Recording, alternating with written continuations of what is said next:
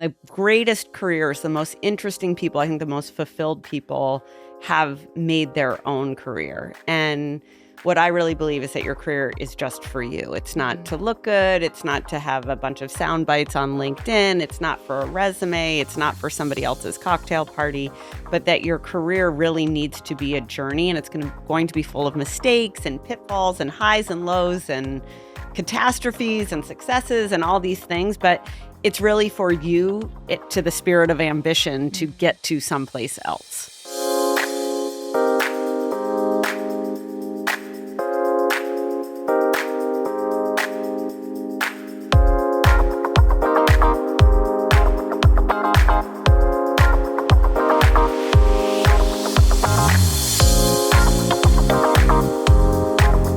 Welcome to Ambition 2.0, the new podcast from Girlboss, where we're going to explore what it really takes and costs to have it all in work, life, family, and self. I'm your host, Amanda Goetz, two-time founder, four-time CMO, mom of three, and author of the book Toxic Grit, How to Have It All and Actually Love What You Have. I am secretly fangirling over today's guest. Let's just go through this. Former CEO of Barstool Sports, current CEO of Food52, board member at Vice Media, Premier Lacrosse League. She's a podcast host. She's an author of Nobody Cares About Your Career, jobs at Microsoft, AOL, Yahoo. She took Barstool from a scrappy outsider to a $550 million powerhouse. We're going to be talking all about what it means to make your own luck at work, how to really take charge of your career trajectory, all the misconceptions or myths you have about what's actually working to move your career forward. I am so excited. We've got Erika Ayers Badan. Welcome to Ambition 2.0. Thank you. Thanks for having me. Oh my God, I'm so excited. So we ask the same question to every guest first off. What does ambition mean to you today, and how do you feel like it's changed? For me, how has it changed for me personally? Or just in general to everybody that's working right now that feels ambitious, how do you feel like it's changing? Yeah, I think, ambition to me is the desire to achieve something, the desire to become something, the hunger. It's really a hunger for more or different or beyond what you have. I really like ambition. I think ambition is a very healthy thing. It's funny, and what has happened to ambition, you think about like Madonna and the blonde ambition, and it was sex and cutthroat and out there and kind of in your face. You think about ambition at work in the 80s and 90s, and it was very like money, money, money, money. And now ambition, I actually think ambition is quite confusing in the workplace, because there's this feeling that you shouldn't have ambition, or there is there's a lot of focus on the negative sides of ambition. What is the cost of ambition? But in my mind, ambition is really important. It is really the desire to become something, or the desire to have something, or the desire to be something that propels you through a lot of Mondays, Wednesdays, Thursdays, bad meetings, emails, corporate ladderness to get to somewhere else. I love that. Okay. So your book, Nobody Cares About Your Career, I read it and I felt like it was such a wake-up call, and something I wish I had when I was starting at my kind of the early days of my career. What do you think is the biggest misconception people have about how careers really progress? Yep. I think the greatest misperception about people's careers is that it's going to happen for you, that somebody else is going to puppeteer and architect, like your mom made your sandwiches when you went to school and packed you off and shipped you off on the bus, and then your teacher picked you up and somebody shepherded and ushered you through a day. I feel that people believe that the same thing is going to happen to their career, that someone is going to guide it for you, manufacture it for you, make it easy for you, lay the framework for you. And I think that's all very untrue. And the greatest careers, the most interesting people, I think the most fulfilled people have made their own career. And what I really believe is that your career is just for you. It's not to look good. It's not to have a bunch of sound bites on LinkedIn. It's not for a resume. It's not for somebody else's cocktail party, but that your career really needs to be a journey, and it's going to be full of mistakes and pitfalls and highs and lows and catastrophes and successes and all these things. But it's really for you, to the spirit of ambition, to get to someplace else. Yeah. What do you maybe share an example of someone that you feel like maybe yourself, but somebody you've seen recently that's really done something like getting tactical that showed like, hey, I'm taking charge of my career right now. Yeah, like I look at Ty Haney, right? Like so Ty Haney founded Outdoor Voices and it was awesome and amazing in a Yeah. community. She had all this success. Then she got into a whole bunch of dispute with her board and was kind of in the era of girl bosses getting, murdered on the Yeah. internet. She Yep. got murdered on the internet.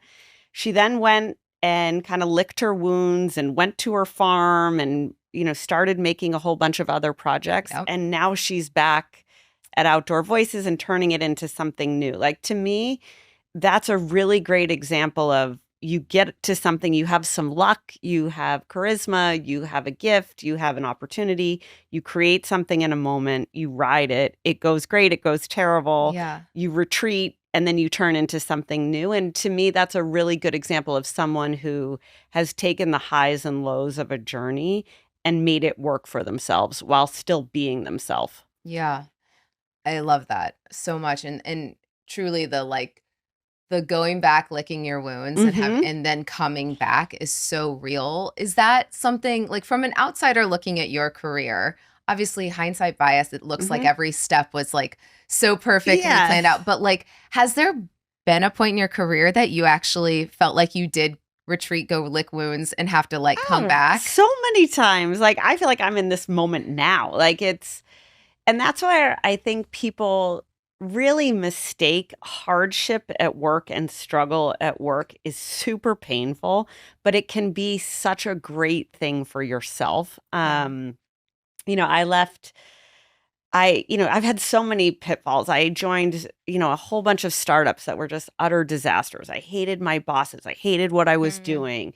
I wasn't fulfilled. I felt lost. I felt lonely. I felt like I was failing. I felt like I didn't have the pedigree or the background or the knowledge. And I think every career kind of moves like that. I can remember I wrote about this in the book, but I interviewed at AOL for the CMO job and I interviewed with this British guy who like his spectacles were like falling off his nose oh and he just like God. went to Harvard and was like just basically looking down on Looking me, down. literally Yeah. looking down on me the Yeah. entire interview.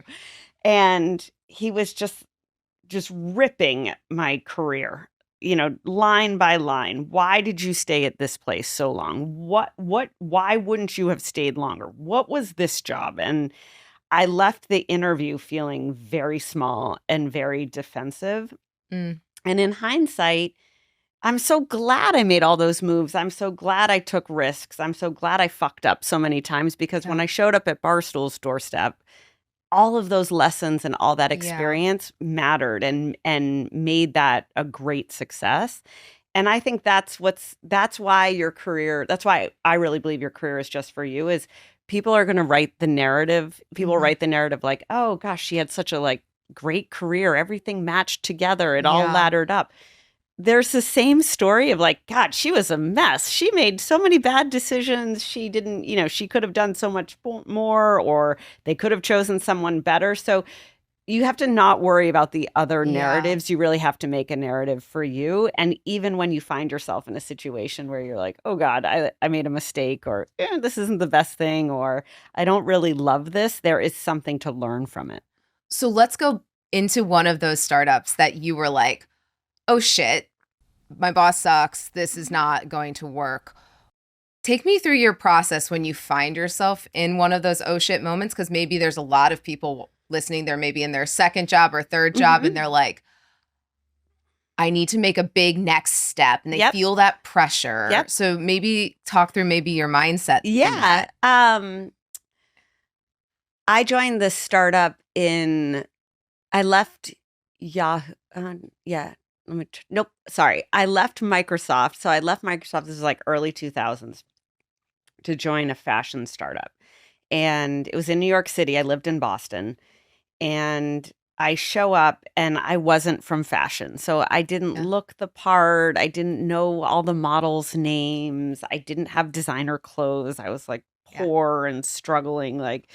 Um, and it was a company that was just in my opinion, about the wrong things. It was all about, like, I can remember it was early internet. So we were trying to decide the CAPTCHA Oh, code. Okay. So for security. And it was a 3-month debate about, could the oof. CAPTCHA code be a handbag? And no, it should be this. And no, it should be that. And Oh, I I can't. just got there and I was like, oh my God, like this, I'm going to wither. I'm going to expire here. Like Yeah.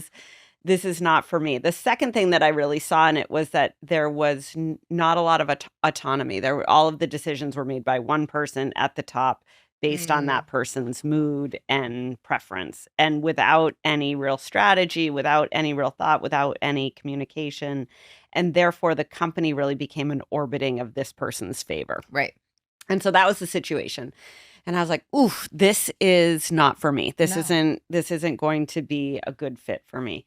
But it got me to New York City. So it was the Okay. first time I lived in New York City. It got me to New York. And I was very grateful for that. So I said to myself, hey, I'm going to navigate New York City. I'm going to learn how to live in New York Mm, City, which for anybody who didn't grow up in New York City or finds himself in New York City, New York City is an yeah. acclamation. Yeah. The second was, it was my first job. I think I had a BD title. I was a BD, had a BD or something, a BD business development job. And I was like, all right, I'm going to learn how to do business development. I've never done business development. I've never worked at a startup. I'm going to learn how to do BD at a startup. I'm going to close a deal. And I really focused my time on very small things like that. Yeah. Like, I'm going to learn this title that I have. I'm going to learn the city that I'm in. I'm going to learn everything I don't want to do when I'm in charge someday. Hmm. And then I put a note in my calendar. I remember being super miserable, like kind of deflated. And I put a note in my calendar for 1 month. And I was Okay. like, if I still feel this way in 1 month from today, I'm going to start looking for a new job. Okay. And that's what I did. Okay. And then I went to Yahoo. So then I went back to kind of what I had known. But the good thing, I was like, make the most of the title you have, make the most of what you want to learn, make a point in time where you have to move. What I'm hearing, and I think it's really resonant, especially like as I look at my career, if somebody looks at my career, they think I had career ADHD A because hundred I percent. went from, Ernst and Young to like a celebrity wedding planner to a startup, then to a public Mm-hmm. company, and then back to being a founder. Mm-hmm. It's all over the place, but every single step gave me such a new set of skills. Big companies gave me management and Yep. organizational structure and moving a lot of people towards one thing. Being a startup founder taught me to ride the roller coaster, Mm-hmm. right? You can't ride the highs too high, the Mm-hmm. lows too low. How do you kind of stay in the Yep. middle?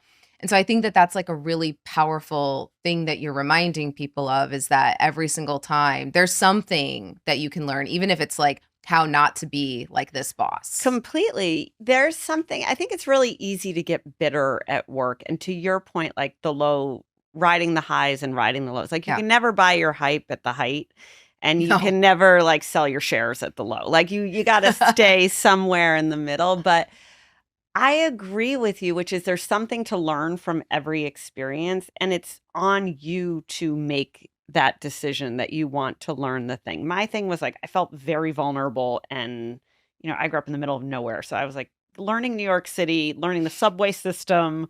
It Yeah. sounds so stupid, but I No, was it so doesn't. proud of myself by the end of it. Learning how to, close deals, network, convince people to buy things. That was a skill that I have taken since then for so long. So I think it's great to find, even when you're in the shitty situation and you're like, oh God, I hate this, there's something to be gained from it. Be clear on what that gain is, and then Yeah. get out. Yeah. Okay. So you talk a lot about making your own luck. Yep. Okay. So can you share a moment in your career where you did that? Oh, I mean, I full on manifested the Barstool experience. Like, I loved Barstool Sports. We wore Barstool Sports. All my guy friends talked Barstool Sports. And I was in a job. I was at another startup in music. And I was feeling a little bit like, it was this similar. The one funny thing as a non sequitur is you always find yourself in the same situation in life and in work. Like you always find your people are very pattern driven. So my pattern was I had found myself a little bit over my skis in a startup that wasn't really sure where it was going. I was doing 4,000 jobs. I had a new type of title. I wanted to make the most of that title. But I was also kind of realizing, hey, I'm not going to be a success in the music industry, and this startup isn't necessarily going to go somewhere. And I had a meeting with the investor behind Barstool Sports, and they were like, hey, we've just invested in this company you've never heard of called Barstool Sports. And I was like, stop the press. Like, I've heard of Barstool Sports. I pulled up the app on my phone. I'm like, here's what I love about it. Here's what's totally wrong with it, which was their technology was janky and this, that, and the other thing. And then I put myself to finding any way I possibly could to get connected to Dave Portnoy, the founder. I networked. I had an acquaintance in kind of my like women's mafia who was an advisor to Barstool at the time. I like worked her to like the nth degree, but that's making your own luck. Like that's luck. So this is something I talk about with my friends that and really something I've seen just repeated of the most successful women I know. It's almost, I don't want to use the word shameless, but it is this like unapologetic, I'm going to go ask, can you help me with this? Why do you think women struggle with this so much? I'm terrible at this. So I understand it. It's funny. I have a personal board. When I left Barstool Sports, I created a personal board because I was like, what am I going to do with myself? What happens next? And I really strongly recommend that people create a personal board for themselves.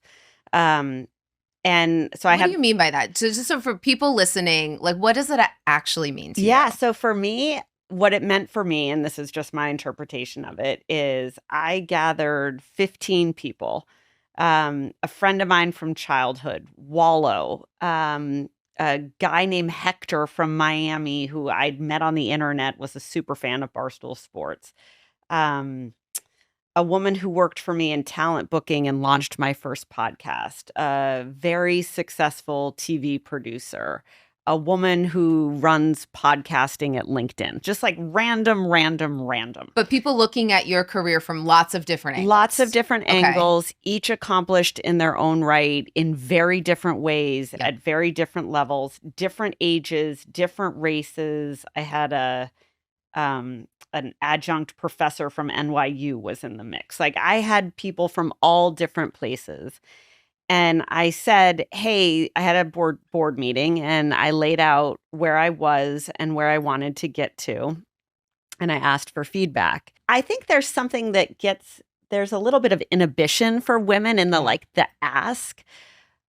I find it's easiest, and it's true with asking for a raise, asking for a promotion. I find it easiest kind of to your original point on ambition of if I would like to close a deal, it's easier to make the ask. If I'm trying to do something for someone else, I'm very comfortable making the ask. When it's for yourself, it can be very difficult. But there is a shamelessness and I like that actually. I think it's, I worked for the same woman for 12 years, Joanne Bradford, who's a force of nature. The most shameless woman I've ever met. Like if she wants something, she will ask anyone to help her get it.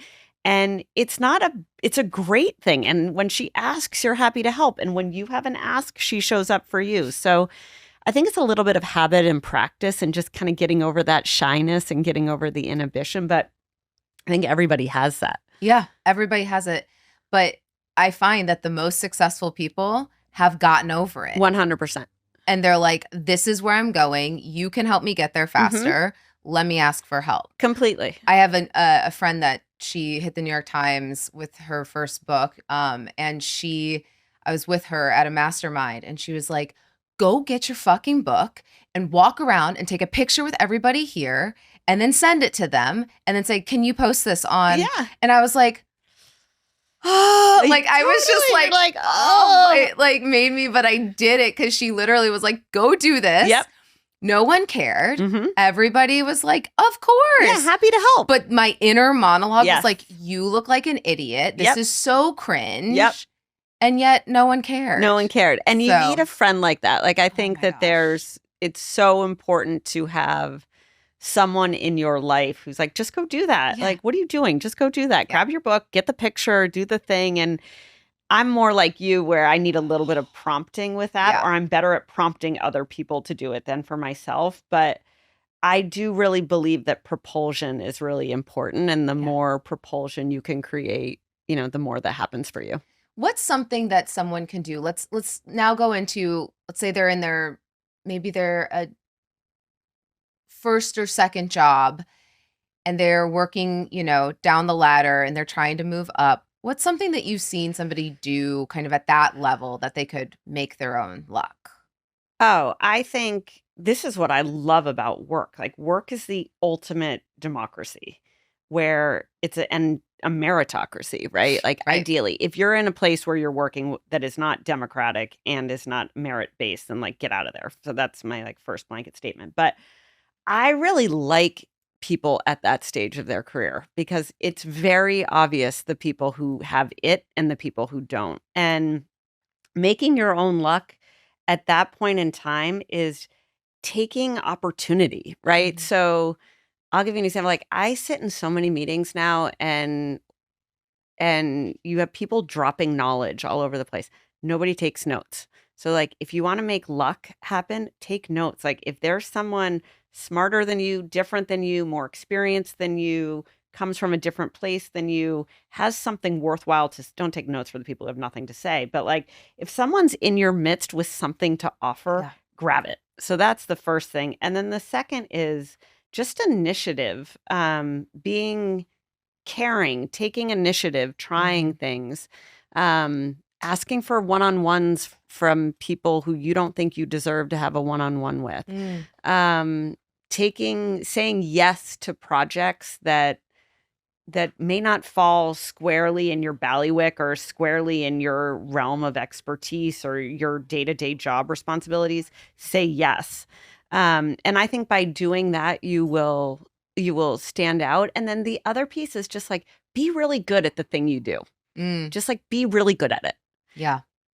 Yeah. I think sometimes I've seen some people where they're like, well, I want to get my hand in a lot of cookie jars. And then they forget their home base. Like, oh, I got to make sure I'm. Yeah. There is nothing worse, in my opinion, than I want to touch everything. I want to be seen, associated with everything, but my back door is wide open and, your house is a mess. Right.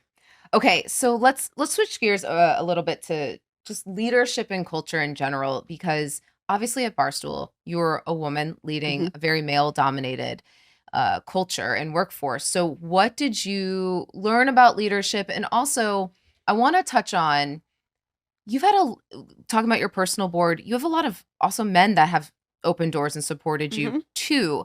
And I think that that's something we sometimes get wrong as women, where we're like, oh, I'm going to be around like-minded, I'm going to have women support me, which is great.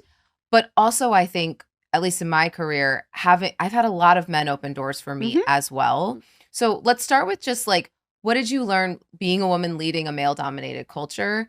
And then any advice for women who are like, how do I get into the room? Like, how do I get a seat at that table? I loved it. Like, I loved Barstool Sports, and I loved that it was mostly men. And by the end, it really wasn't mostly men. We had a lot of women working at Barstool Sports, and most of our exec team was female, but I really loved it. The greatest lesson in leadership I learned at Barstool Sports was, one, having people's backs and being willing to be right there with them and in the trench with them and defending them.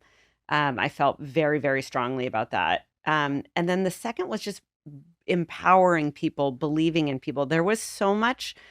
Most people who worked at Barstool and thrived at Barstool Sports were underdogs. They came from nothing. They came from nowhere. They had a gift that was predominantly self-taught.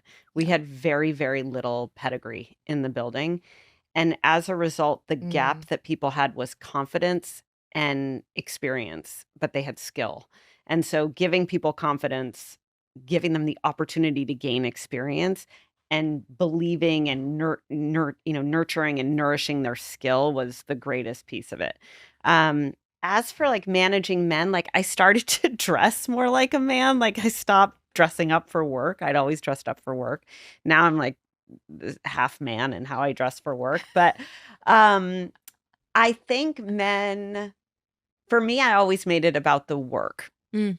And it wasn't about fitting in. And like, I like football and I could talk a little bit of football, but I was never going to talk about football the way they talked about football. I don't golf. I don't really care about golf. I wasn't going to talk about golf the way they talk about golf. So I think not trying to be something you're not and making it about the thing you're building together. And then I think the biggest lesson from Barstool is like, you don't have to be the alpha to be in charge. Like Dave was the alpha. Dave was out front. Dave was everywhere. I was so happy being behind Dave because I could actually make a lot more happen. And then I had this, a trailblazer that I could just push forward. And you don't always have to be the alpha. I think a lot of times women in leadership, there's this need to be like, I'm in charge. I look the part. I'm in control. Like, my dad used to always say to me, like, the best control is no control. And that's really what I breathed into life at Barstool. And that's what's made it really successful. And I loved that. So I forget, what was the second part of your question? Yeah. Well, I think that was amazing. Like the best control is no control, and that you don't have to be the alpha to be a leader in an organization. I think those are amazing. And be in service. Like, I think that's the other piece. Like, people forget that is like the more in service you are of someone else, the more successful you'll be. You strike me as someone who balances kind of a very fine line of being tough but tender. And how did that cultivate? Like, how do you balance pushing people to get excellence out of them, but also caring about people and instilling that confidence that you've done? It's a struggle. Like, it's like I work on it all the time. Some days I'm better at it than others, and some instances I'm better than others. I care about people. I like people. I'm very motivated by people. Yeah. I want to help other people. That makes me happy. Like, I love other people's success. I also am ambitious and I want results, and I cannot stand inertia. And I don't like when people are treated badly in an organization or things are stalled, and I don't like bullshit, and I don't like non-answers. So it's a little bit schizophrenic, to be honest with you, but I think if people believe that you care and that you are in it with them, and you're there on the good days and you're there on the bad days, and you're also in the trench on the days in between, I really believe that leaders should, should be on, in a lot of ways, equal footing. Like, someone gave me a great quote once, that you should work for someone who is equal, if not far superior than you at what they do. Yeah. And I think that a lot of times in management and leadership, the leaders want to bark things at people, and they're insecure. They want credit for themselves. They want stuff for themselves. Like, I don't really care about that. My secret is like, the more successful I can make the people around me, the more successful I am. So I think the caring and the integrity, and also just the earnestness of like, hey, I'm in it for you. And then also being super blunt. Like, I sent an email to a guy that works for me last week. I was like, where is your head at? Why are you not leading? And what do I need to do to help you fix this? I'm like, those are 3 things I want to talk about. Yeah. And it can be a little bit, I'm sure he had to throw up after he got that email. But I'm like, let's just talk about it. Yeah. And it's like, then it's all out on the table. And that is one of the greatest things that came from Barstool Sports, is that everything was out on the table. Everything was public. So it made me very more comfortable than, I spent almost a decade there. Before the decade I went in there, I was used to companies where bad things happened in secret. And in closed doors, and you don't really understand why or how. I'm just like, let's just put it out there. It's a very, radical candor, radical transparency, which I am a firm believer of. Like, in the absence of information, people make up their own information. And if you don't tell them exactly what you're Mhm. thinking, they're going to start to guess, Yes. which is never good. Never good. So, okay, let's talk about you. You have a couple of things in your book that let's go with the don't be an asshole section. Okay. Okay. I have a friend right now who loves her job. Her boss is an asshole. Okay. What advice would you have? There's a whole section in there where like I do the characterization of different bosses. I think bosses can be assholes in a couple different ways. One, they're either like not you work for a not good person, right? Like you can work for a not good person. Two, I think in general people equate being an asshole with being a micromanager and being harsh. Yeah. Um, in either scenario, obviously one path is to not work there any longer, right? Right. Like you want to get out of there. The second thing though that I always tried to believe when I had a jerk boss or an idiot boss, and I also I'm sure have been a jerk boss and an idiot boss to people, is that it's not going to last that long. Like at some point everyone is going to be hip to that person being an asshole. Yeah. And if you really love your job and you really love what you do, turning your eyes and your attention to the things that create joy for yourself or that create fulfillment or that give you purpose or satisfaction is a way better use of your time. I think one thing that happens to people is if they have someone who's creating a challenge for them or making them feel insecure or making them feel fear, whether it's an employee challenging you or a boss who's threatening you, you tend to put all your energy and eyes on that thing. It's so true. And it sucks because like that's the shitty thing. So Right. one, for your friend, I would be like, look, like you've got to compartmentalize that. You got to figure out why do I think this guy's an asshole? Or I'm assuming it's a guy. Why do I think this woman's an asshole?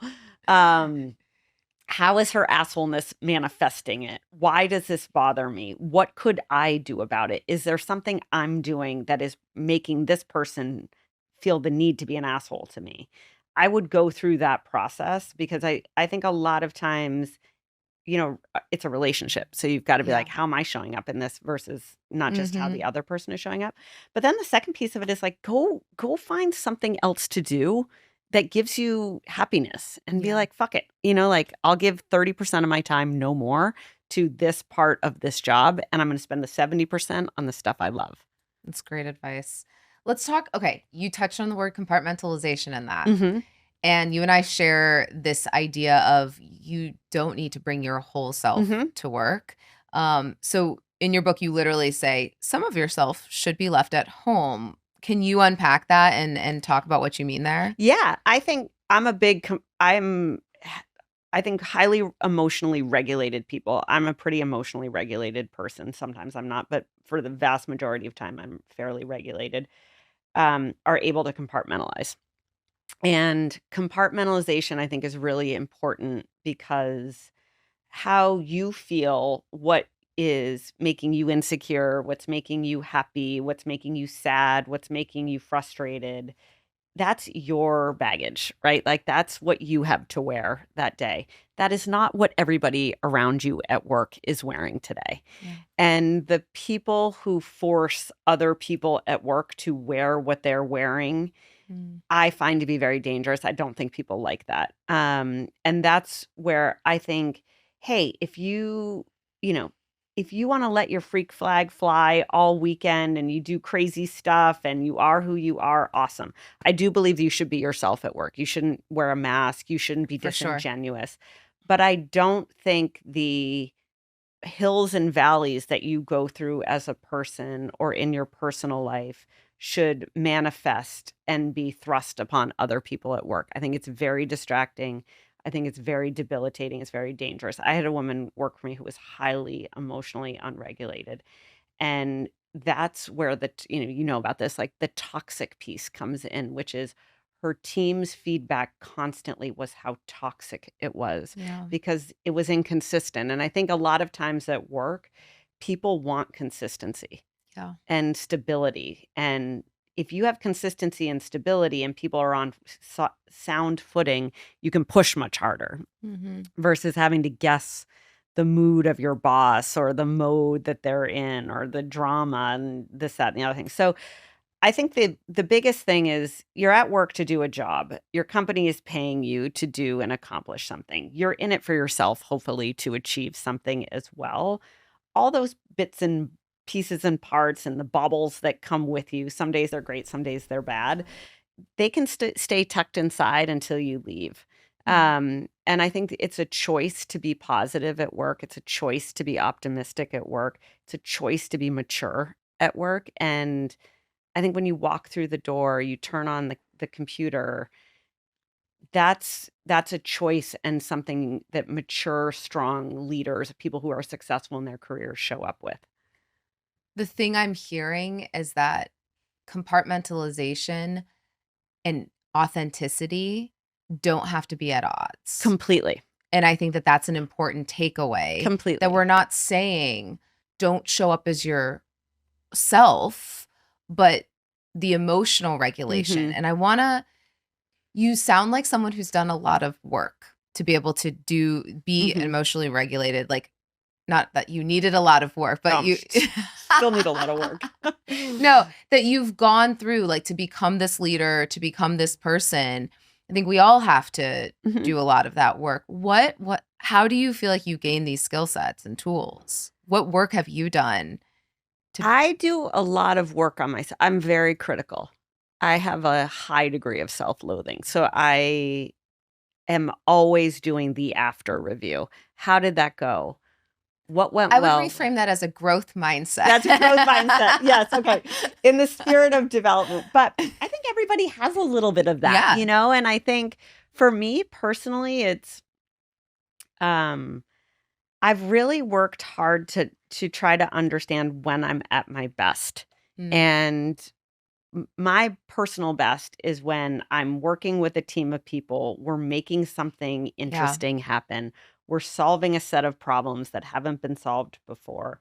We're experimenting and failing and trying things and celebrating things that are very minuscule. Because I think progress happens in very small pieces. That to me is a good environment to be in. But I think that self-talk is really, really important. Journaling is a really great exercise to kind of unpack how you're thinking, how you're feeling. Why are you feeling this way?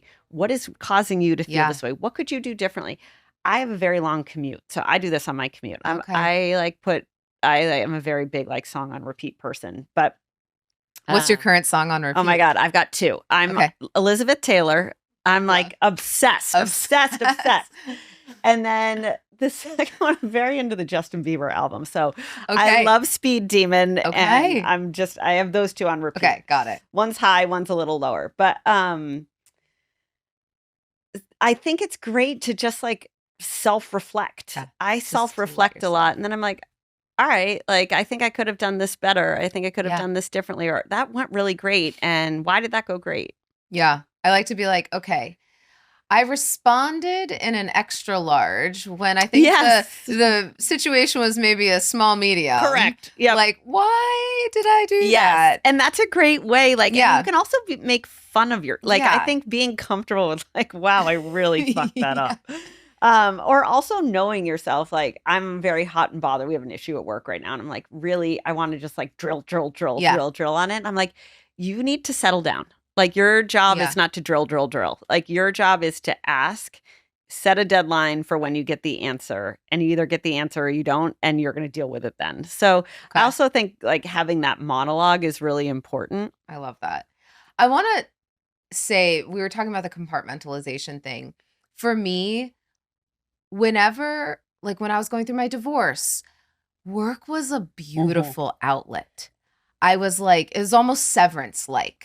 I'm going to set all of this stuff down, go enjoy and feel powerful. And when my life didn't feel very I felt very powerless. Yeah. And there is something so beautiful about when you're working and you're working with a team, the things that work can give you when you don't let it bleed into that. Yeah, totally. Sorry, on that, I also have been divorced. I felt the same way. Work was an enormous source of relief and comfort. Strange words you would not use with work, but it gave me purpose. It was stable. It was consistent. I knew what I was doing. I could be confident. And whether, whatever change you're going through in your life, work can be a great source of purpose and grounding. And I Yeah. think that's just a beautiful thing to take from work. In your book, you write about thankless tasks Yep. and energy vampires. Yes. How can someone identify what to take on and what to push back? Yes. Okay. So an energy vampire, I think one of the big things I write about in the book, which I really believe, is that your environment is relentless. So you don't need to, but I think the most fulfilled people can understand what environment they are in. Is it a toxic environment? Is it a positive environment? Mhm. Is it a stable environment? Is it like you need to use your spidey sense in what environment am I in? And also, what environment am I creating? And energy vampires are people who just suck the life out of you and they Yeah. just make you feel small, or they're like, it's just very negative, and it just creates this feeling of malaise and being maligned. And it makes it very easy to find all the things wrong with work. And their work is filled with humans for now. Like, there are a million things wrong with work, and energy vampires just make you see the things that are wrong. So the first is to avoid those kind of people and not to engage with those kinds of people, and to make sure that you have a bubble around you so that you don't become one of those people. Because if you work with people like that, that is what's going to happen. And then the second is like thankless tasks is, look, I'm a big believer. The best way up is to do the jobs no one else wants to do, and to not be in it for the credit, but be into it for the satisfaction of getting a job, doing a job well done and getting something accomplished. But also, there are tasks that people want. A lot of times, the reason people want tasks is they want control. And wanting control over small, irrelevant, stupid things is really, really small. Like, I'll give you an example. Like right now at work, we're kind of deciding how our organization should be structured. And people are hanging on to like the procurement function. And I'm like, why are we hanging on to procurement? Like, do you really want to run like, did the purchase order get signed and filed appropriately? Like, the battle has become like, who owns procurement? And I'm like, Jesus, why do people want to own procurement? And it's because people want control. Yeah. And I'm like, let's try to find control in places that take us to the future, not in record the purchasing agreements. But I don't know if that answers your question. Yeah, but that's kind of how I think about it. Okay. Fascinating. You talk about picking a boss, and I have to agree that an amazing boss sets you on a whole other trajectory. If someone is out there interviewing for new jobs, how can they start to suss out if somebody is truly going to invest in them versus just output? Yep.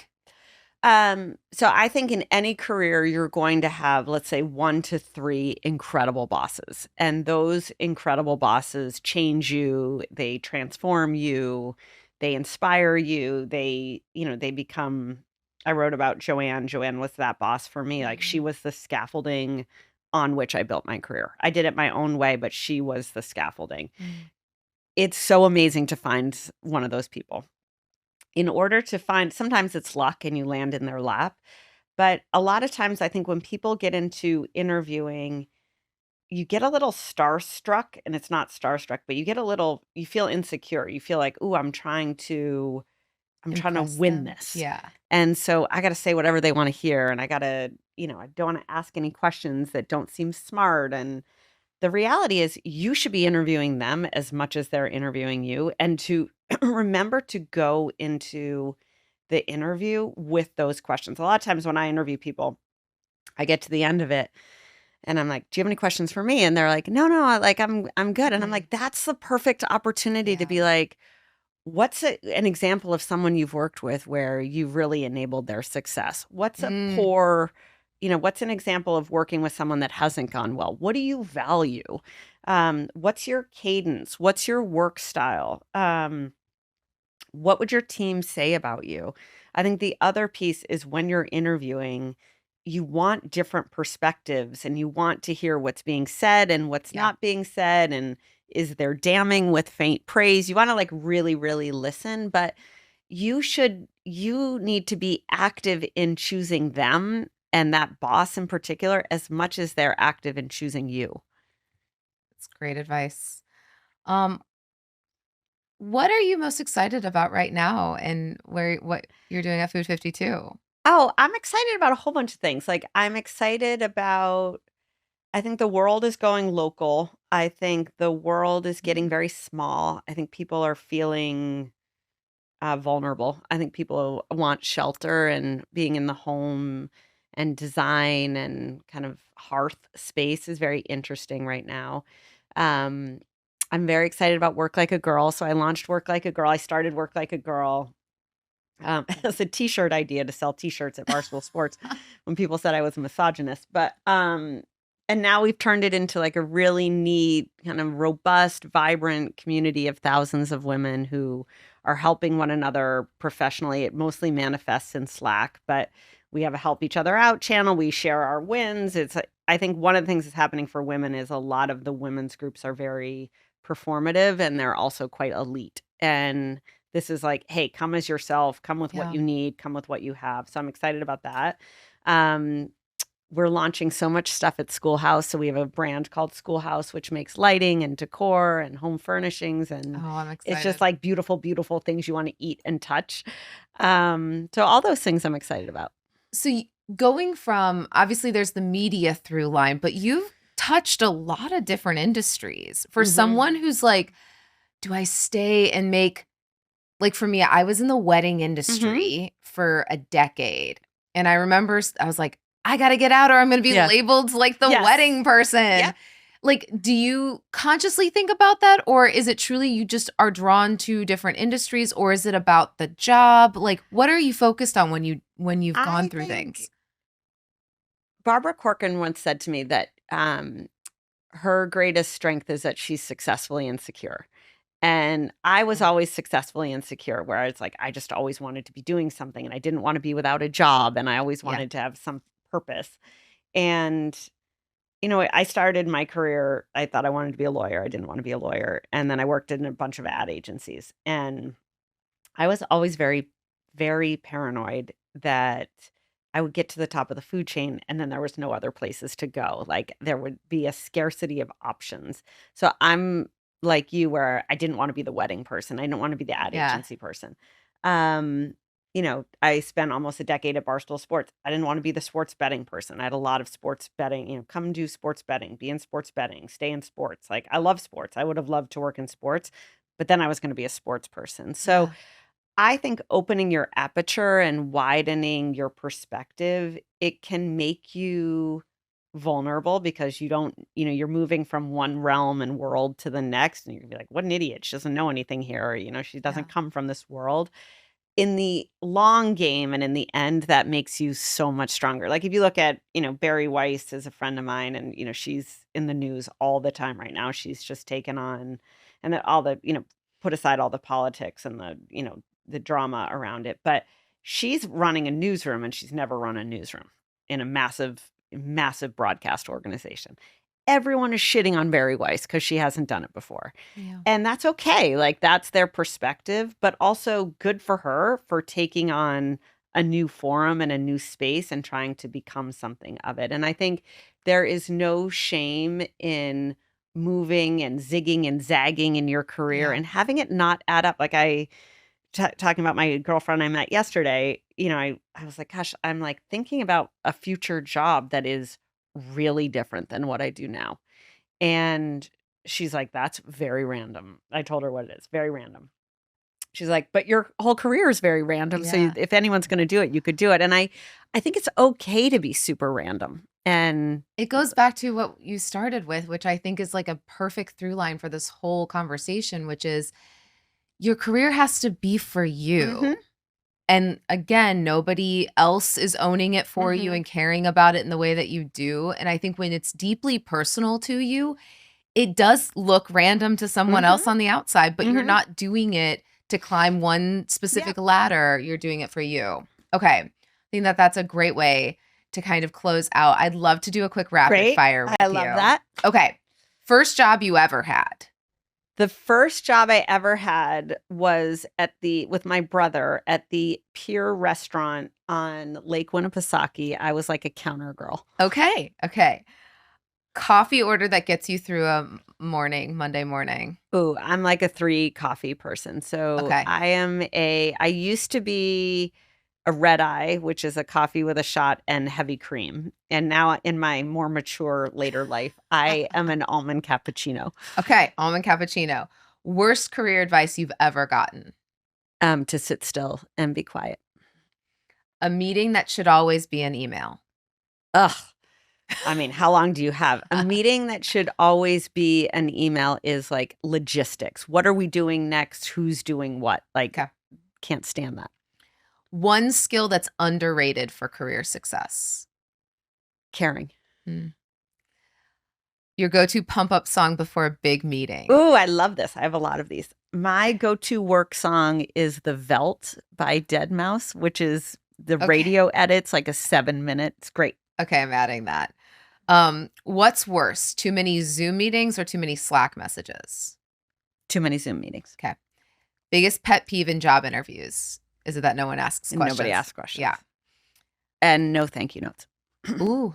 If you don't write it. Do you like a handwritten or an email? I prefer a handwritten, but I'm also old school. But an email or I would even satisfy with a text. Mm-hmm. I'd be curious how people are getting your cell phone number. Yeah, that's true. If I like them, I'll give them a cell phone number. I was like, you're the best interviewer. You're like, here's my cell phone. Career moment you'd relive in a heartbeat. Oh, taking the Barstool job. What did you do when you first found out you got the job? Who'd you call? Oh, I was so happy. I was on Cape Cod for the weekend with like a bunch of friends from college. Oh, that's a great time to find out. Perfect. Yeah. And this one, people were like, what are you doing? That's a disaster move. Like it was kind of shocking. I think it was shocking. And then this one lady, it wasn't a lady, but she was a girl, she was like, oh, I get all my news from Barstool Sports. And I was like, I'm going to be fine. Okay. Last one. The one non-negotiable rule you have in your workplace. That you're positive, that it's momentum, that you're creating momentum.